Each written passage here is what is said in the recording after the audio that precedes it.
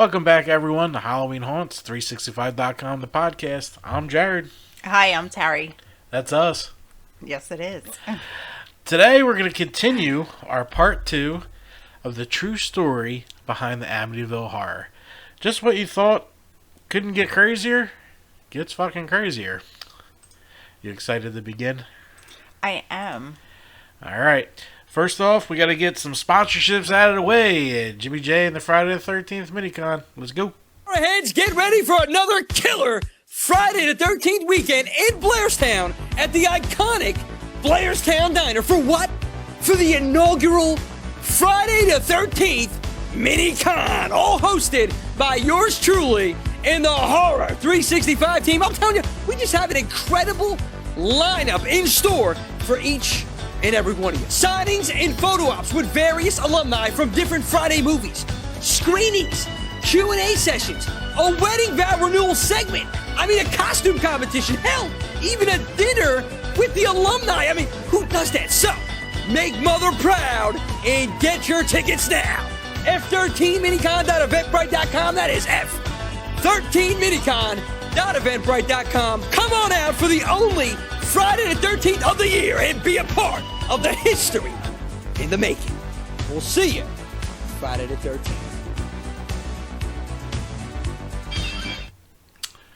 That was Jimmy J with Friday the 13th Minicon, May 13th and 14th, the Blairstown Diner. Not sure if we're going to make it yet. We're going to try. We'll see what happens. A lot of stuff going on that weekend. We got some haunts opening. Yes, we're almost there. Everyone knows we are a haunted attraction website first and then horror and everything crazy later.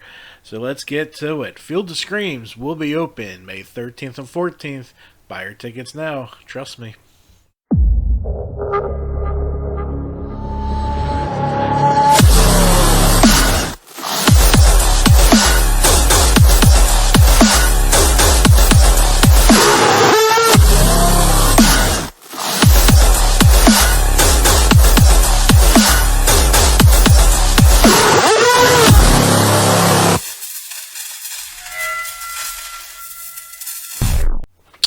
Field of Screams, cool video. Awesome with the Jason mask on the Scarecrow. I like that. That was pretty cool. Oh, yeah, joy. Alright, also open. We will be in attendance. Come say hi. I'll be wearing this. I'm a giant human. You will not miss me. Brighton Asylum will be open May 14th, Saturday night only, for their Halfway to Halloween show. Come say hi to us, Frankie, and the team at Brighton. Let's go.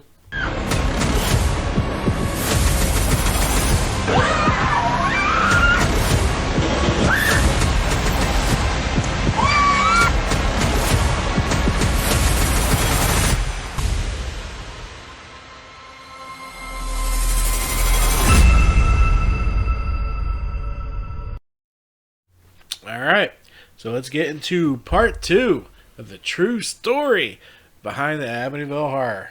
Ready to play the intro and get started? Yes. Let's play the intro and get started. Here we go.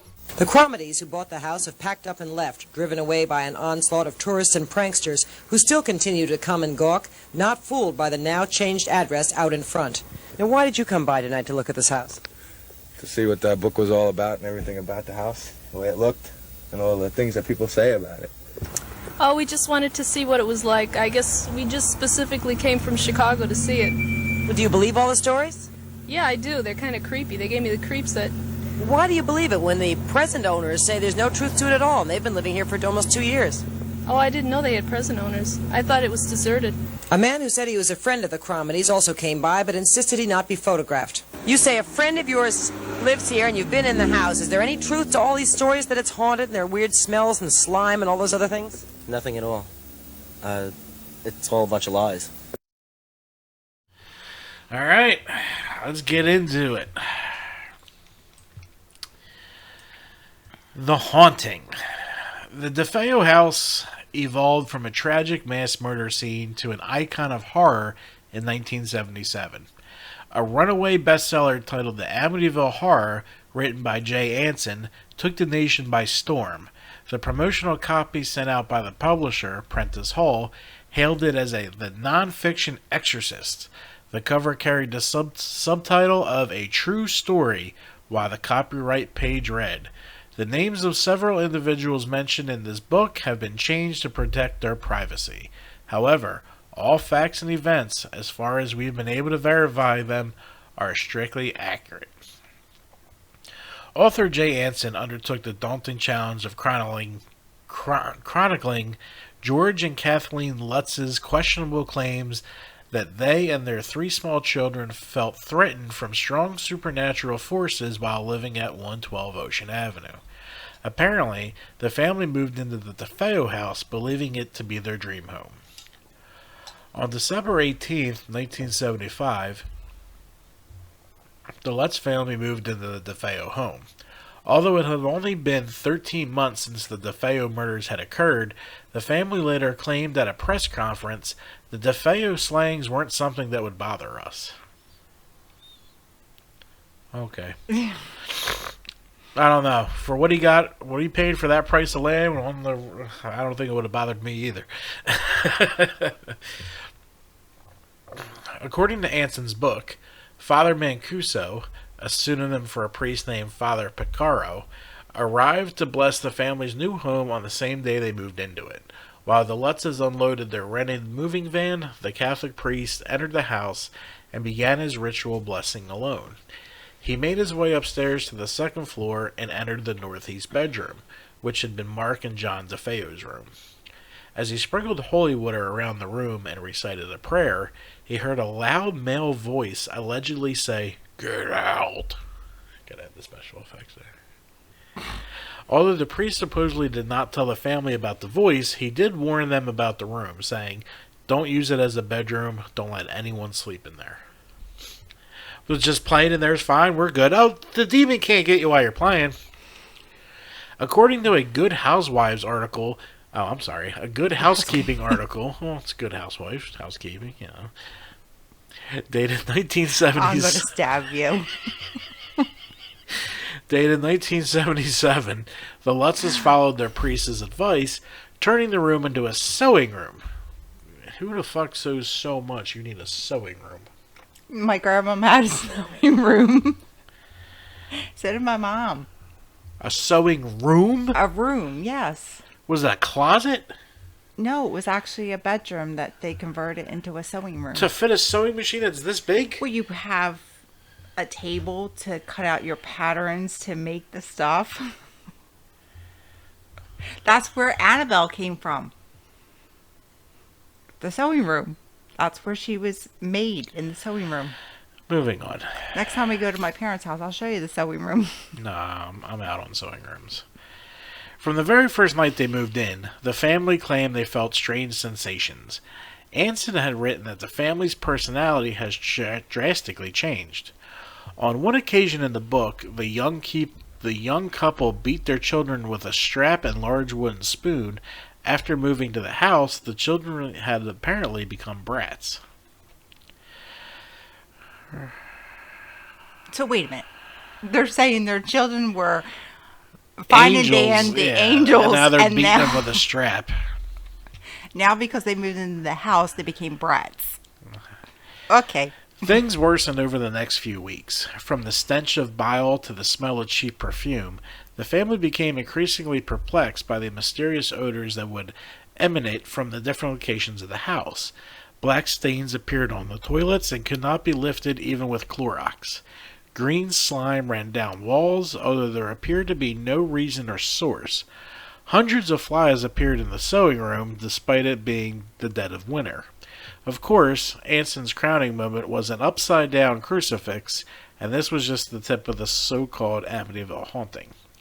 According to Anson, the phenomena that turned physical, Kathy was victimized by unseen touches, which had sometimes forced her to pass out.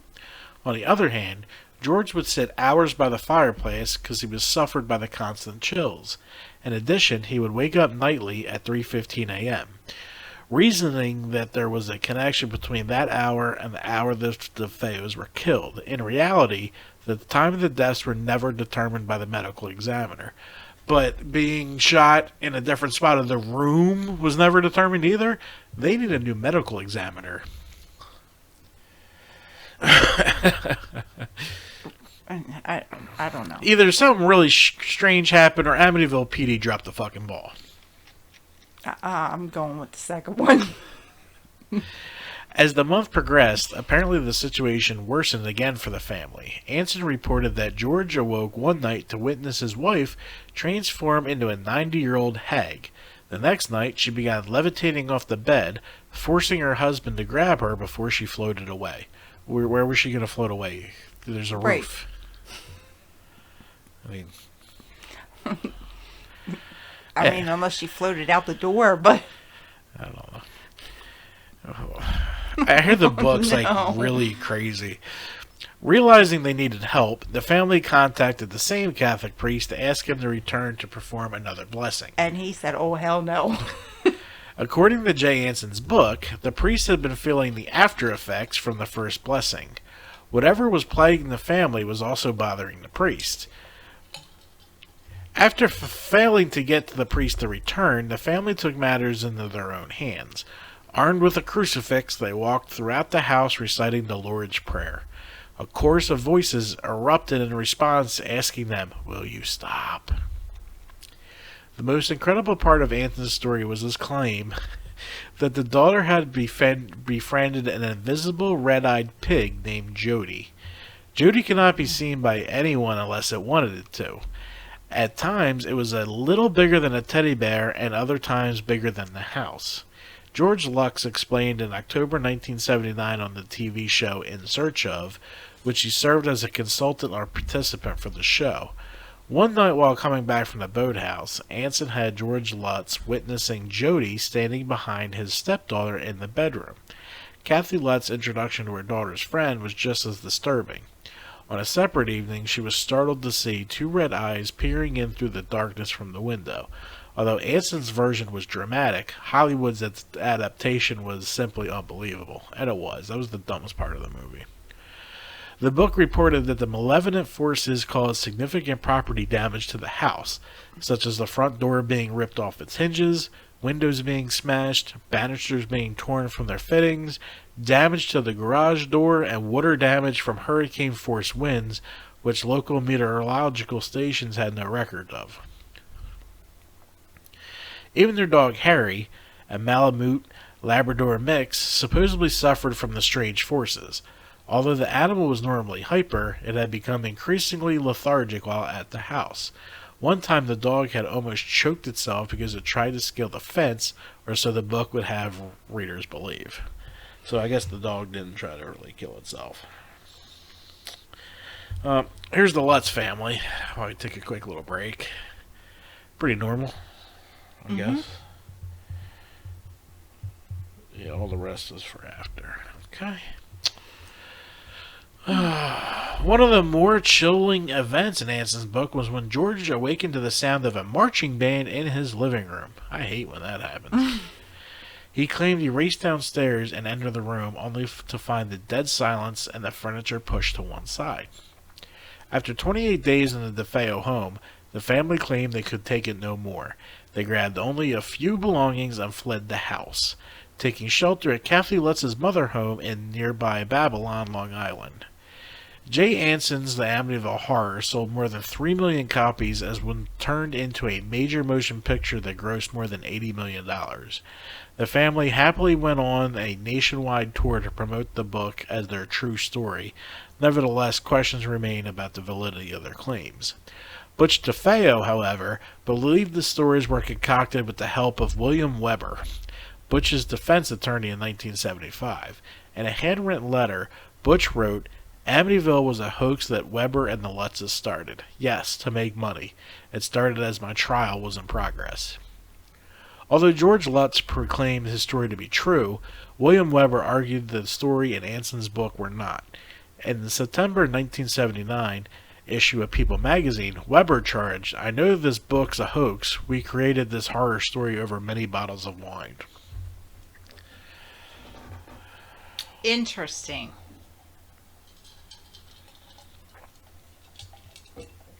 The story was created over wine, but I have more info about this haunting. Because that book was a load of shit. What the Lutzes actually experienced in the house had nothing to do with that book. The book was made to have people come. Amityville may never see an end to the legendary ghost stories that made it infamous. Although entertaining in one sense, comical in another, Jay Anson's book and the subsequent film adaptation have weathered nearly 4 decades successfully, spawning a cottage industry built on a haunted house hoax. The Amityville horror franchise had its early beginnings in March 1976, when William Weber, attorney for Butch DeFeo, sent a book contract to the Lutzes, which covered a proposed company, the Hoffman, Weber, Burton, and Mars Corporation. Like Weber, Mars, and Burton, Kathy and George Lutz were to receive each 12% of the shares of HWBM. Since Paul Hoffman was the writer, he would receive the largest share, 40%. The Lutzes terminated their proposed venture with Weber because they felt he wanted to tie them up with an unfavorable contract. Instead, the Lutzes chose to go with author Jay Anson. The contract they eventually signed with Anson offered a more lucrative split of 50%. Nevertheless, this did not stop Hoffman from selling 2 articles about the Lutz's experience. The first article appeared in an issue of New York Sunday News on July 18, 1976, titled Life in a Haunted House. The second was titled Our Dream House Was Haunted and appeared in April 1977 edition of Good Housekeeping. I knew there was a Good Housekeeping in here. Both articles were nearly identical and were based on the experiences that the Lutzes, Weber, and Hoffman brainstormed in January 1976. In May 1977, George and Kathleen Lutz followed a lawsuit against Paul Hoffman, William Weber, Bernard Burton, Frederick Mars, Good Housekeeping, New York Sunday News, and the Hearst Corporation. In the suit, the Lutzes alleged invasion of privacy, misappropriation of name for trade purposes, and negligent infliction of mental distress. They sought relief in the form of $4.5 million. In turn, Hoffman, Weber, and Burton each placed a counterclaim against the Lutzes for $2 million, citing they had perpetuated a fraud and breached a contract. Judge Jacob Mishler dismissed the claims against Good Housekeeping, New York Sunday News, and the Hearst Corporation because there was no invasion of privacy issues and because the plaintiffs had failed to state a claim upon which relief could be granted to them. Judge Mishler, however, eventually handed the case over to Judge Jack B. Weinstein. When the actual trial began, Judge Weinstein, known to be a no-nonsense judge, presided over the case in his Brooklyn, U.S. District Court. On September 10, 1979, Judge Weinstein dismissed the rest of the Lutz's suit and allowed the defendant's counterclaim to continue. He said, "Based on what I have heard, it appears to me to a large extent the book is a work of fiction, relying in a large part the suggestions of Mr. Weber." In the September 17, 1979 issue of People magazine, Weber reasoned, "I know this book is a host," repeating that. Judge Weinstein also pointed out that he saw serious ethical questions regarding Weber and Burton's conduct. Therefore, he proposed to refer the entire matter to the New York State Bar Association. Judge Weinstein said, "There's a very serious ethical question when lawyers become literal agents." Right. So the guy's a fucking douchebag anyway. He's getting book deals off his client. Right. As a fucking public defender. The next day, the counterclaim was conveniently settled and the entire case was dismissed. In May of 2001, Geraldine DeFeo, with the assistance of California attorney Roger Stacy, requested Judge Weinstein to unseal the remainder of the Lutz vs. Weber files. After proving she was legitimately married to Butch DeFeo, the judge granted Geraldine's request. What was unsealed was the simple affirmation of the Catholic priest who testified under oath that the events described in Jay Anson's book never transpired. More information is available throughout the internet. Overall, the case helped corroborate William Weber's claim that the haunting was a fictional endeavor, even though the Lutzes insisted it was not a hoax. On March 6, 1976, Ed and Lorraine Warren, which we have a picture right here. There's good old Ed and Lorraine. Inspired the Conjuring series, which we just finished. Pretty cool. Ed and Lorraine Warren went to the notorious Amityville house with Marvin Scott, a reporter for Channel 5 News, to conduct a seance in the house.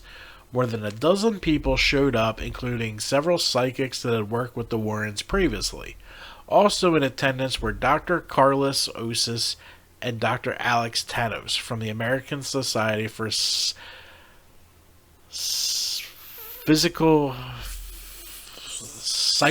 Research. That's a mouthful. In Manhattan, and Gerald Solfin, a senior research associate from the Psychical Research Foundation in Durham, North Carolina.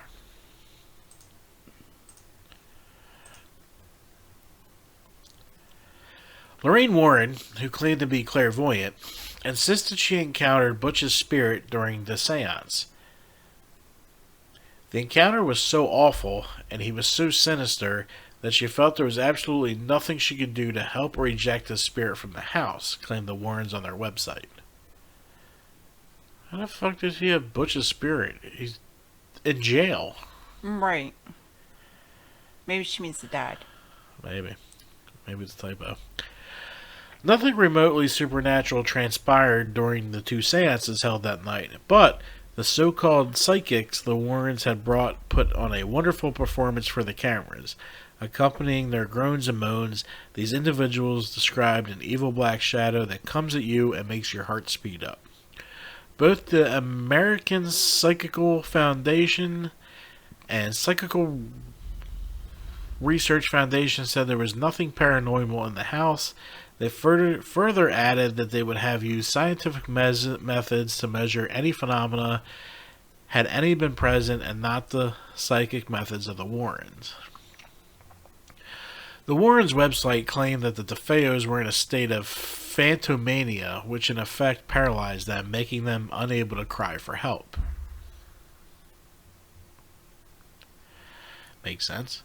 However, evidence in the DeFeo murders clearly showed that Butch DeFeo was not possessed at the time of the murders, and that some of the DeFeos had actually awoken. Mark DeFeo had actually been ordered to lay down before being murdered. How do you know that? So they could say everything they say is wrong, but everything this guy's saying is right. Again, can't confirm or deny. On February 1st, 1977, William Weber sent Butch a letter about their stalled book project. Apparently, Paula Hoffman was supposed to have a completed manuscript finished by December 31st, 1976. Since Anson's book was already in development, Hoffman was having a hard time convincing publishers that there was a market for a second book. For that reason, Weber wrote Butch to inform him that Hans Holzer, a parapsychologist, was also interested in writing his story. Now, for you guys that don't know, Hans Holzer was like the super Ghostbuster. He was higher than the Warrens. Like, he was the most world-renowned ghost inspector.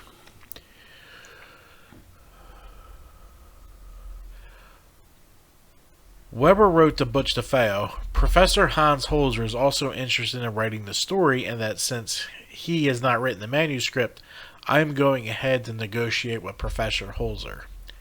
So why is Weber doing book deals with his fucking convict? How is that allowed? I don't know. How could he do book, like... Giant fucking rabbit hole. On January 13, 1977, Hans Holzer entered 112 Ocean Avenue with William Weber, Bernard Burton, Laura... I almost said dildo. You almost did, too. Laura Didio, and medium Ethel Johnson Myers. Myers claimed that Indians resided on the property to protect an old burial ground, insisting that whoever lived in the DeFeo house was going to be the victim of the Indians' fierce anger. Holzer further theorized in the book, Murder in Amityville, that the spirit of a dead Indian chief possessed Ronald DeFeo Jr. and caused him to kill his family. This claim was beyond absurd, but it didn't stop Butch or his lawyer from feeding the public frenzy. Despite evidence pointing to the contrary, Holzer claimed the DeFeo house stood on an Indian bed. An Indian burial ground. He also stated that in the 1700s, some of the residents of the land practiced witchcraft. Once again, the facts proved otherwise. In fact, Holzer even got the dates mixed up. On page 32, Holzer mistakenly stated the date the police discovered the DeFeo's bodies was the morning of November 14th, 1974, and not the evening of the 13th. In all fairness, just as much blame should be placed on Butch DeFeo for further sensationalizing the murders. Among other things, Butch lied in his interview with Hans Holzer when he said he heard screams throughout the house and had often felt an alien personality in him, but the one thing he never denied to Holzer was having a wife and children.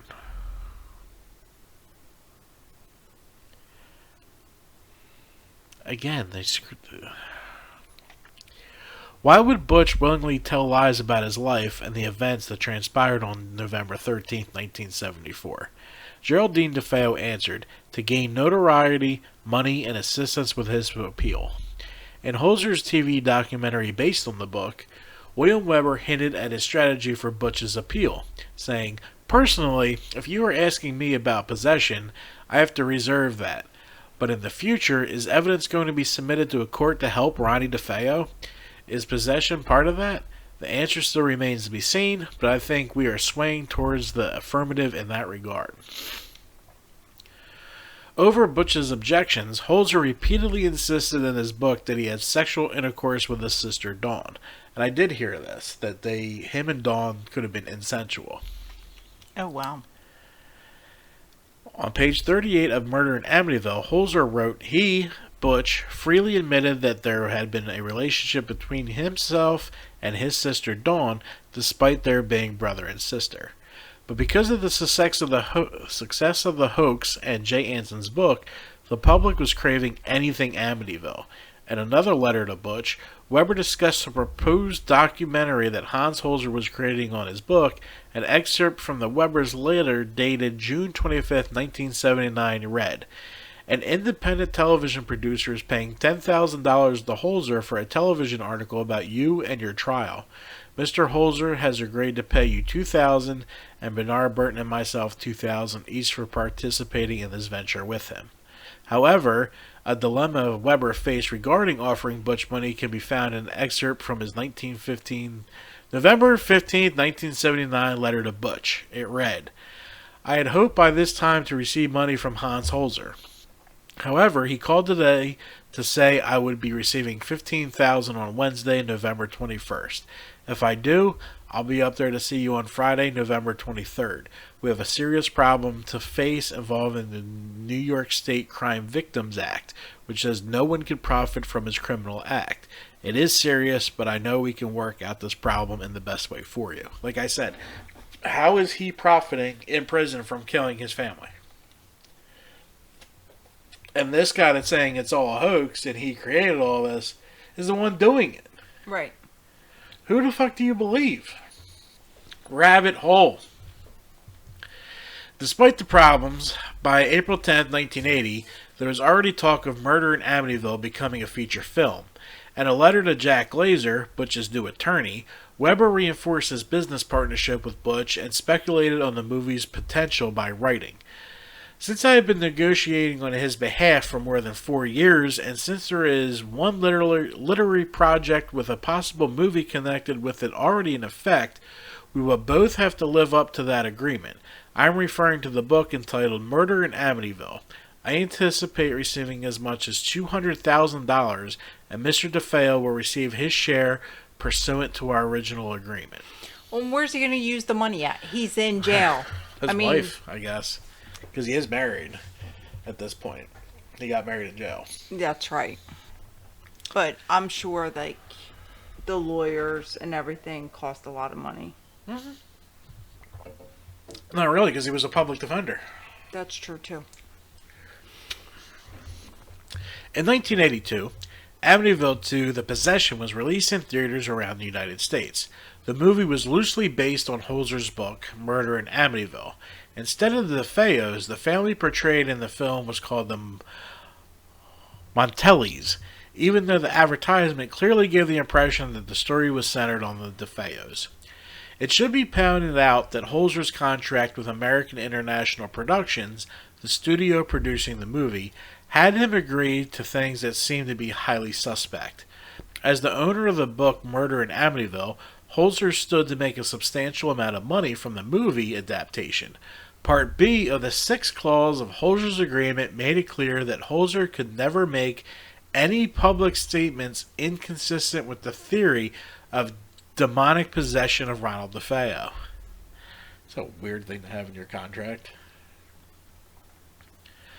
After Murder in Amityville, Holzer went on to write 2 fictional Amityville books titled The Secret of Amityville and The Curse of Amityville, which was turned into a movie in 1990. The budget for the Amityville Curse was so low that the house used did not even resemble a Dutch colonial, let alone the DeFeo house. Holzer, nonetheless, disregarded William Weber's public claims that it was all a hoax, unsure why Butch's former attorney would say such a thing. For the remainder of his life, Holzer remained uncharged about his theory that Butch was the 7th victim, and that he alone killed his entire family. He still reasoned Butch was possessed by the spirit of an Indian chief, despite the strong evidence against any supernatural involvement in the murders. Now, I believe half of that. About the Indian chief? Him acting alone and killing his entire family. Oh. Possessed, I'll get to who I think is behind the possession deeper, but I don't think it was an Indian chief. Again, no one heard the gunshots. No one heard the gunshots. In early 1980, while Hans Holzer's book was still on the bestsellers list, William Wilbur was approached by another filmmaker who wanted the real DeFeo story to come out. Also involved with the new project were Herman Race and Dr. Daniel Schwartz, the psychiatrist who testified on behalf of Butch being insane at his trial. After being offered $50,000 and 1% of the first dollar share of all revenues, Butch signed the rights of his story over to Herman Race and Dr. Schwartz with the stipulation that the motion picture or teleplay would be based upon my true story and the true facts, which occurred in 1974 and would not deal in any manner with the theory of possession or demonism as contained in the book Murder in Amityville. Although the project never became a reality, the above clause in the signed agreement was further proof that the possession and demonism theories were nothing but a charade. That doesn't prove anything. No, it doesn't. The facts presented in the Lutz vs. Weber lawsuit showed the ghost stories surrounding the DeFeo house to be questionable at best. Moreover, facts uncovered in the suit told a very different story about Father Ralph Piccaro, aka Father Mancuso, than the one presented by Jay Anson's fictional novel. There are discrepancies between what was written in Anson's book about Father Piccaro and what George Lutz described in the civil case against Weber. Anson's book said that Father Piccaro had met George Lutz 2 years earlier and that he helped Kathy and George in the days before they were married. Question 43 of George Lutz's interrogation asks, state whether or not you know Reverend Ralph Piccaro. If so, state the date, time, and place you first met him. Over objections, George Lutz answered, on or about July 14, 1975, 1 p.m., 258 Sunrise Highway, Rockville Center, New York. Kathy's response to the same question was, on or about July 30th, 1975, spoke to him on the phone. After reading the Lutz's answers, it becomes evident that Father Piccaro did not know the Lutzes for any appreciable amount of time prior to the arrival at Amityville. It should also be noted that the Lutzes were married on July 4th, 1975, so Father Piccaro could not have offered guidance to the Lutzes before they were married.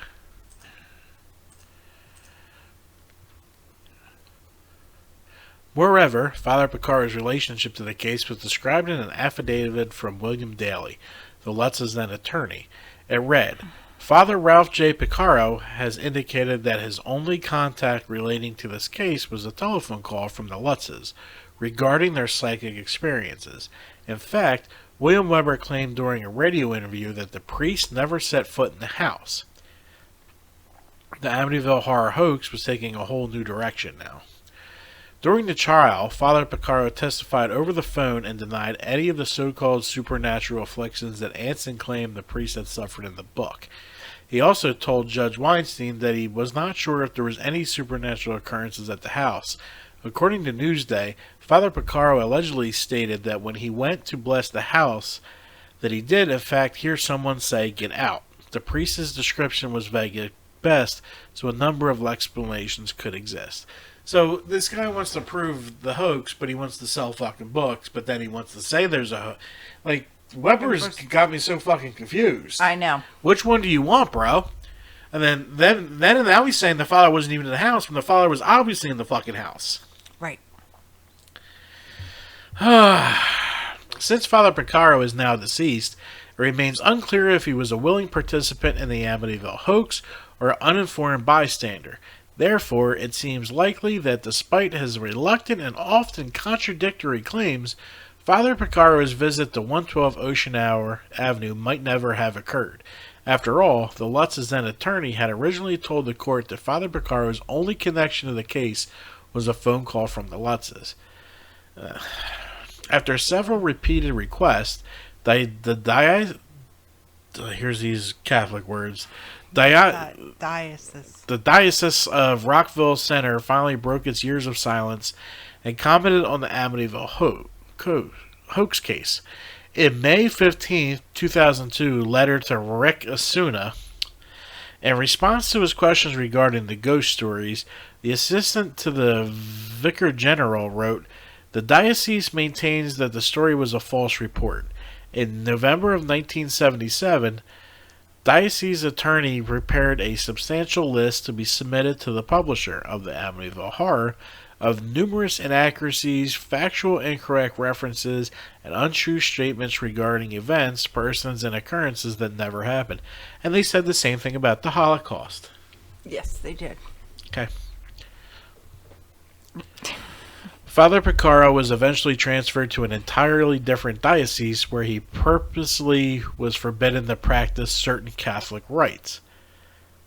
But What? Why would you... Ugh. But this claim, alleged by the Jim and Barbara Cromartie during a press conference in 1979, had not been sustained by the church. Either way, the Diocese of Rockville Center, responsible for the Amityville area, denied that any psychic events took place or affected clerical officials as reported in Jay Anson's book. So was he there or was he not there? Because I don't believe the church for a fucking second.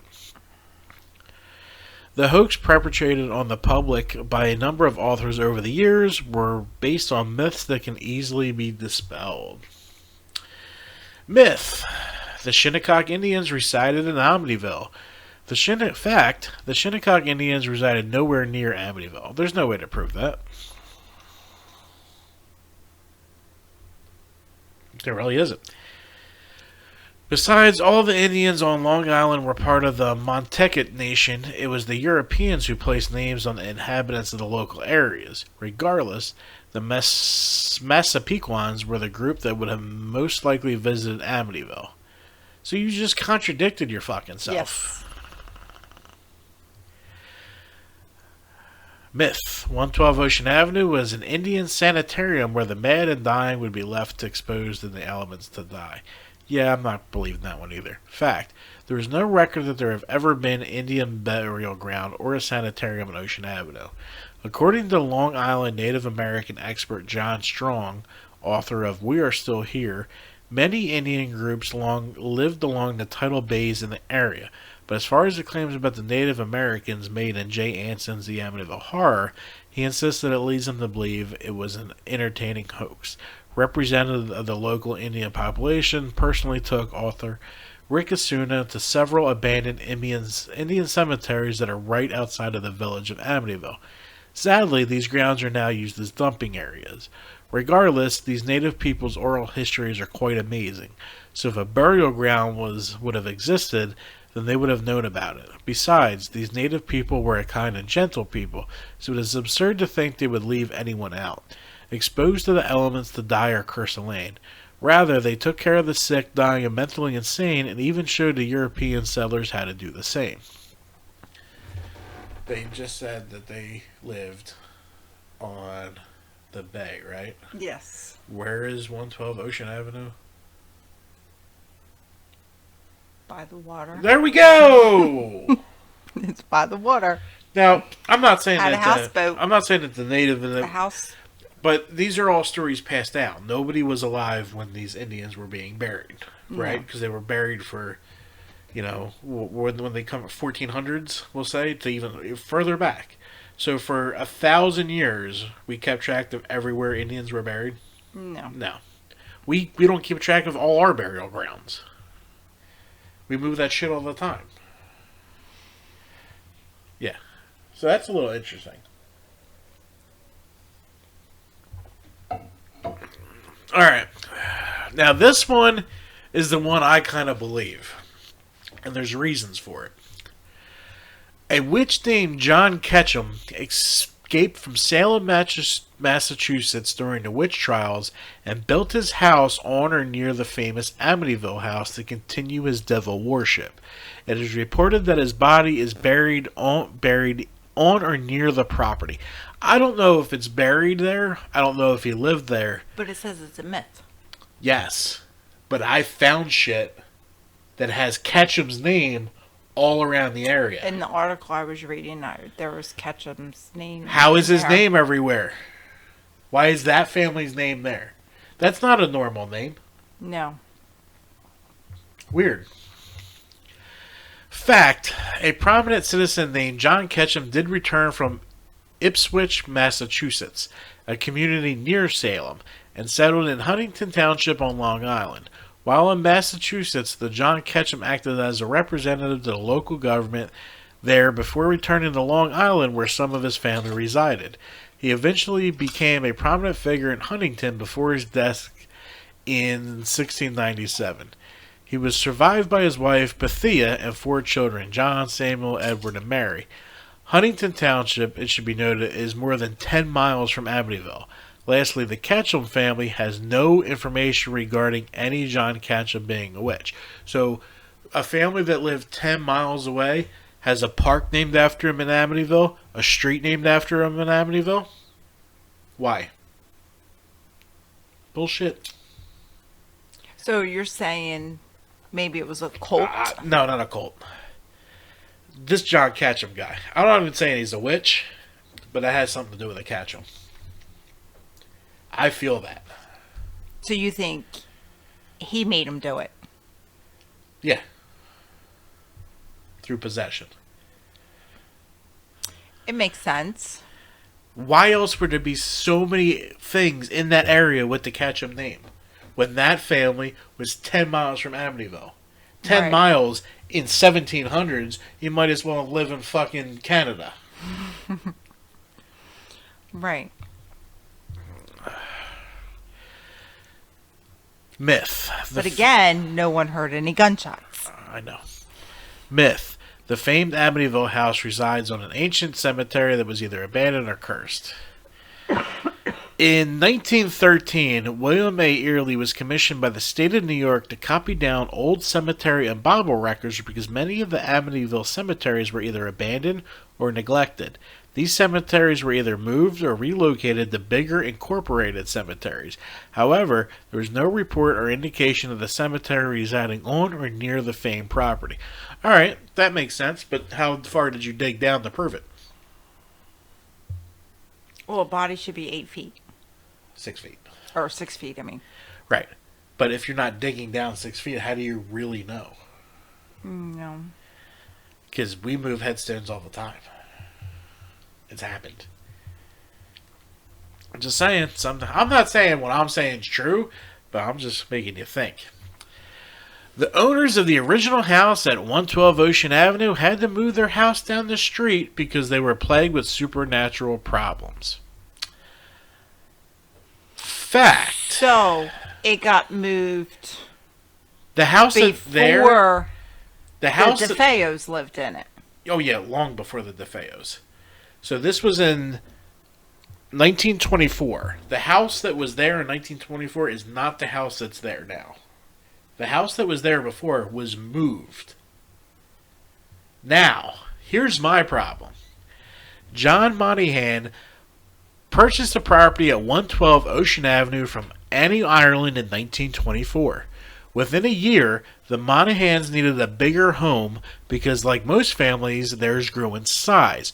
While their new home was being built, they moved their small cottage down only a matter of 100 yards and lived there until the construction was complete. If you're building a new home... Why'd you move it? Exactly!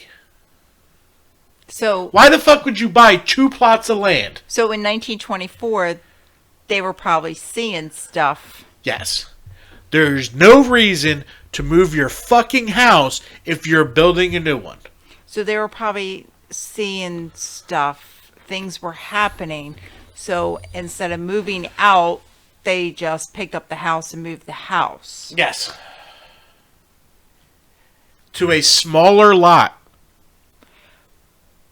But For their growing family. why the new house was being built? Right. Why are you buying an extra plot of land to move a house by horse because it's 1924? You don't have a tractor trailer. No, You have a should not. fucking horse.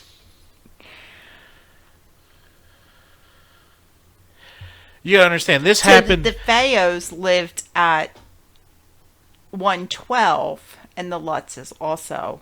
But that house was really from 108. Is that what you're saying? No. Oh. You're all fucked fine. up. Okay. Okay. I was so 108 confused. is the new address. Oh, that's the new address. Yeah, this all Okay. happened at 112. It's still all 112. It's still 112. Changing a fucking number isn't going to keep us away, morons. We're still going to find a fucking house. You didn't change the street signs. No. Idiots. You would think that's what they would change. Right. And I'm going to read this again. Just so I could try and get it through my head. John Monahan purchased the property at 112 Ocean Avenue from Annie, Ireland in 1924. Within a year, the Monahans needed a bigger home because, like most families, theirs grew in size. While their new home was being built, they moved their small cottage down only a matter of 100 yards and lived there until... Why would you bother? If you're not seeing shit, if you're not worried, why are you moving 100 yards? They were seeing stuff. Things were happening. And this is from the Amityville Historical Society, who does never want to be on camera or give an opinion. Right. Why are you moving it? Moving on. The Red Room was the gateway to hell. The Red Room was nothing more than a little area underneath a stairwell that the DeFeo children sometimes stored their toys or used as storage. Today it no longer exists since a subsequent owner had renovated the basement and construction over it. Furthermore, author Rick Osuna was granted access to the home before publication of this book. The basement had indeed underwent an extensive renovation. Absent was anything remotely supernatural or red. Still, it's a weird room. It was, what, 5 by 7? Mm-hmm. That's a small little area. It's Harry Potter room. Yeah, basically. Myth. American International Pictures, the Amityville horror movie could not be filmed in the real house because the crew was too scared. In fact, it was filmed in Toms River, New Jersey, in a house that looked very much like it. The village of Amityville viewed the ghost story as a hoax and did not want a film crew in their sleepy community, so they denied the shooting permits. Yeah.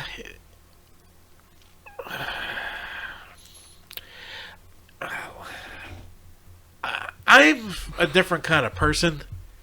If I'm from Amityville and I have a business in Amityville and I make my living in Amityville, I want you all to come to Amityville. Why are they bitching so much? Like, straight up, if I'm the owner of the Amityville and I see you walking down with a cell phone, bro, $20, I'll let you in. Fuck, do I care? Why are they so secret about this shit? They don't want it to be a tourist place. Oh, well. Everybody wants to go on and move on from it. Oh, well. Whether it's a hoax. Guess what? Guess what's never happening? It's And they never need to gonna realize this because it's It's 40 not- fucking years later. Right. It's not going to happen. It's never stopping. I mean, they came out with the movie and everybody drove by the house. The fact that this guy has not turned this into an Airbnb, he's losing millions. Millions. Are you kidding me? Would you could stay there? Fuck yeah, I'd stay there. I'd be the first one on the list. Shit. You got a whole... You see they're outside. They got the pool, they got the boat, they got the harbor. It'd be awesome to stay there for a weekend. Fucking cool.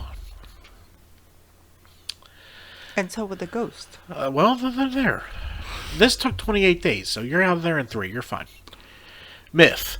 Kathy Lutz had 3 dreams in the Amityville horror about Louise DeFeo.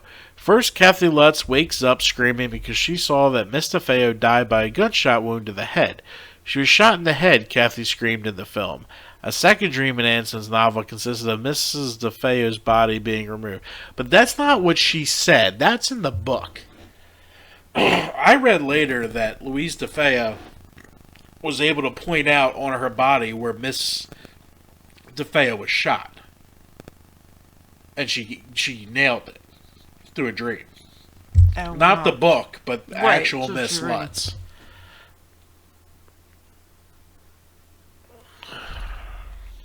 She had a sense. She did. Alright.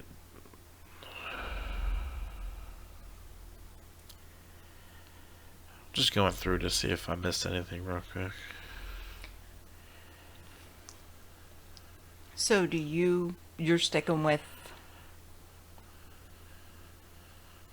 a possession. Like the devil made him do it. Something made him do it. He definitely did it. And But when we get still to the don't- end of this, we'll go through that. I don't understand. Nobody's heard shots. During an August 9th, 1979 press conference, Jim Cromartie, then owner of the Amityville house, said, "I was born in Amityville. I knew every family that grew up in this house.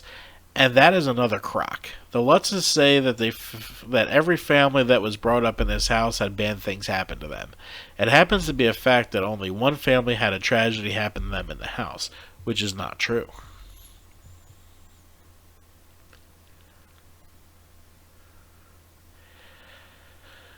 According to deeds and information compiled by the Amityville Historical Society, the Ocean Avenue property had once been farmland belonging to the Irelands. One of a farmland? It's less than an acre. How's it a farmland? One of the Amityville's most prominent and influential families. On July 14, 1924, Annie Ireland sold the property to John and Catherine Monahan.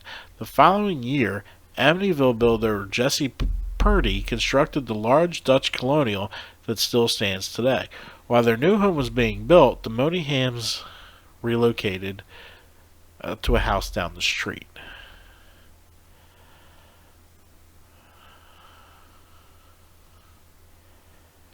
Huh. So that's all the same.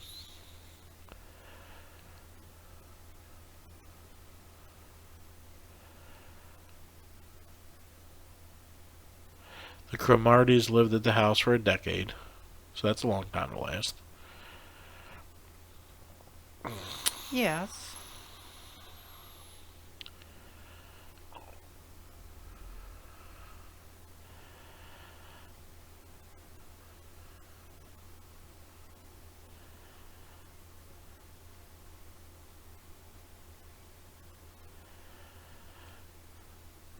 Alright, so here are some more other notes that I found. This came around when Ed and Lorraine Warren were doing the seance. The cameraman went up the stairs and got stabbing chest pains in the stairs. He had to lay down. Apparently he was in good health, but who the hell knows. Lorraine, very sad feeling in the house, like she did something wrong. Psychics could feel bad vibes upstairs. Window upstairs. Lorraine saw a little girl looking at her. Felt evil, that it was more than the DeFeo spirit. Could see bodies with white sheets. like monks looking at her in the room. Lorraine said to the host of the Fox 5 News, "I hope this is as close to hell as I hope I get." Now, for her to say that, out of all the shit she's seen, Right. that, That house is possessed. I don't know if it's possessed, Well, but something's going on. Something's going on in there. Holy water was sizzling. Kind of like when it hits me.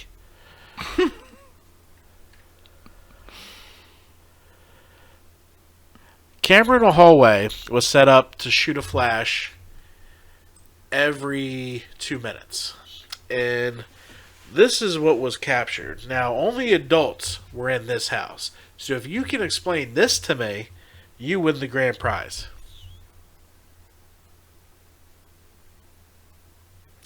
That's a kid in a plaid shirt. That's not an adult. No, that's definitely It'd be a kid. really fucking short adult. They didn't say any of them were midgets. So all the the mediums and everything in That's definitely there. a kid. The Lutz daughter Missy said, "That's the boy I used to play with," when she saw that picture. Oh, I just got the chills. And now, why would a kid lie? Right. Kids got nothing to gain from it. No.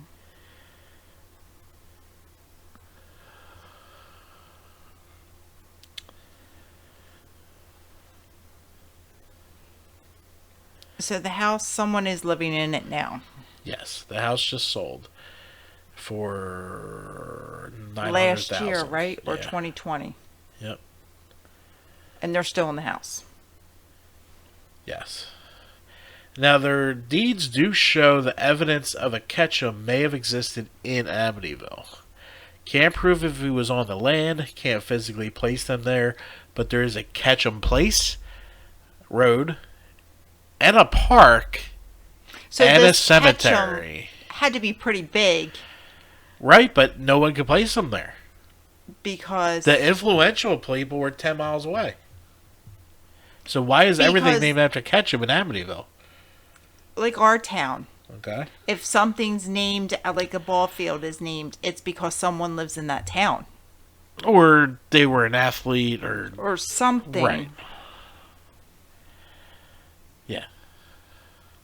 I did read an article saying that they moved the house because they wanted the bigger house, but this article made more sense to me.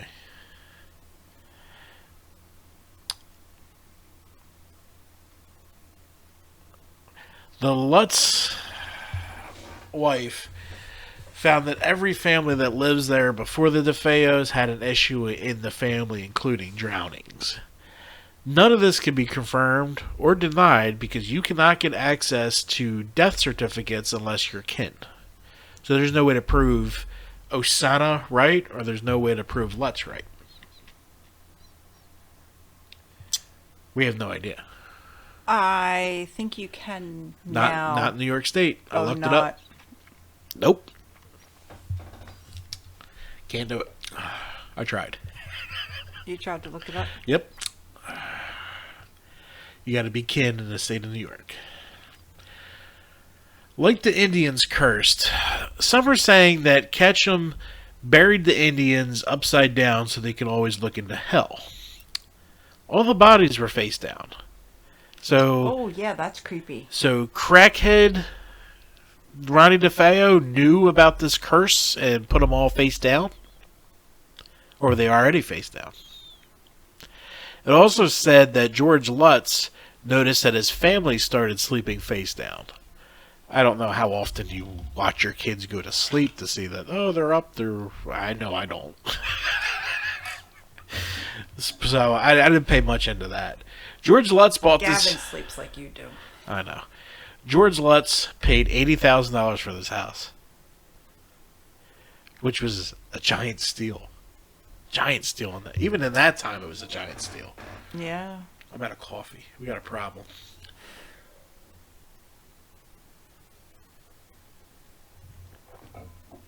All right, moving on.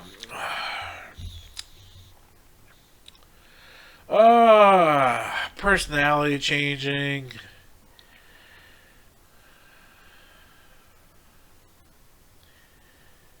So George starts getting snapped awake at 3:15. We know that.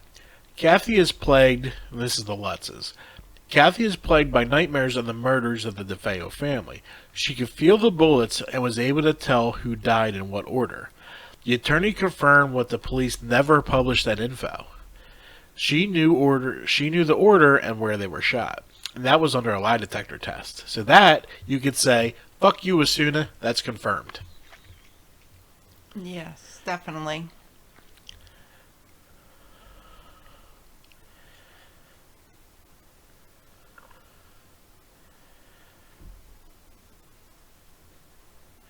So 28 days later, we all know the story.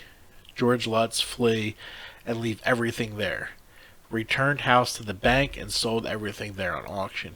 Another thing to throw in there. For $400, George Lutz bought everything remaining from the DeFeos. Beds, sofas, chairs, everything that was still there, he bought for $400. So, not only, if you believe in that thing, is the house corrupt, they didn't change the beds. So they slept. I'm sure they changed the mattresses, but the beds were the same. The same closets, same everything. Yeah, no, I would have, Look what we have with the couch. I know. Alright, so. Excuse me. So your big things with the gunshot, right? Yes. We're not going to be able to hear it, but they're going to be able to hear it. This is played outside, new video, 4K video with a nice mic. The dude's about 10 feet away from this gun outside. So this is how loud that gun was. And I'll play it for you when we're done recording. So you can hear heard it. Oh, you did hear it.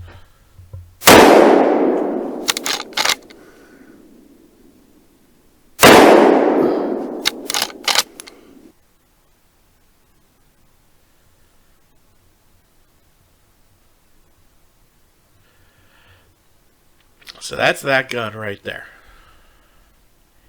It's pretty damn loud. Pretty loud. To shoot it 8 times. Yes. In a large roomed house where the sound would carry. Like, you can hear that echo in here. Right. Just saying. Alright, so we do have an interview from Christopher Lutz. This was from the Huffington Post. It was pretty interesting, so check it out.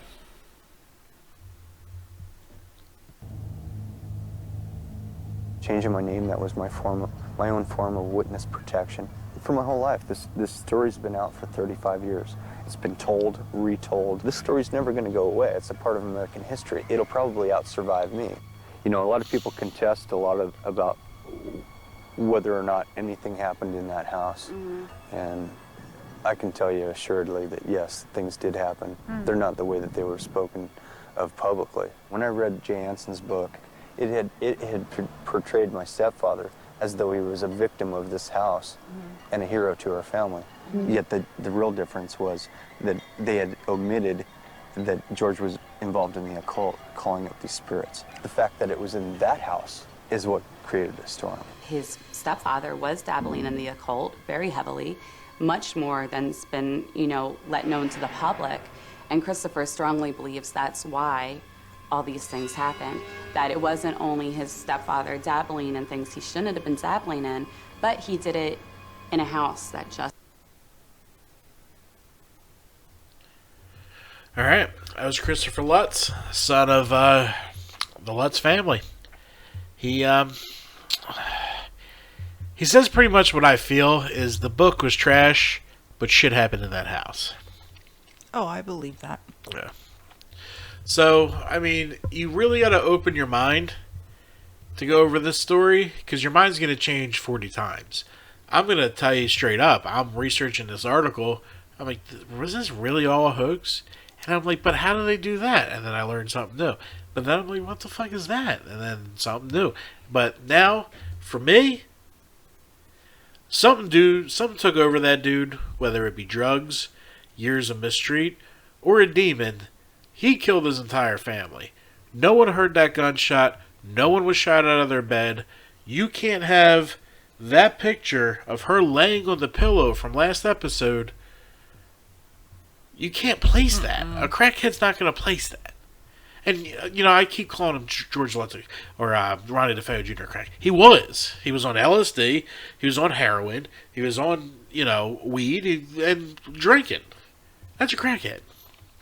So, honestly, I think the Lutz saw something, not Amityville horror stuff, but something that made them leave. They still will not talk about that last night in that house.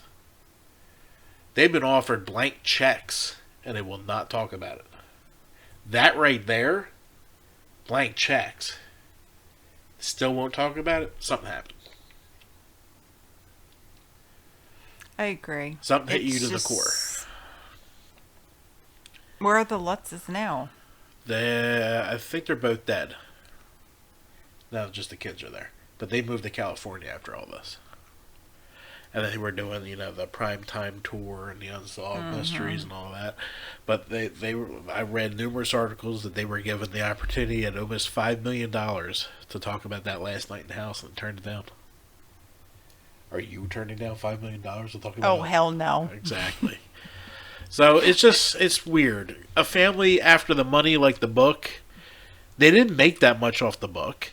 I think I read somewhere that they turned maybe a $50,000 profit, but they lost that by leaving the house.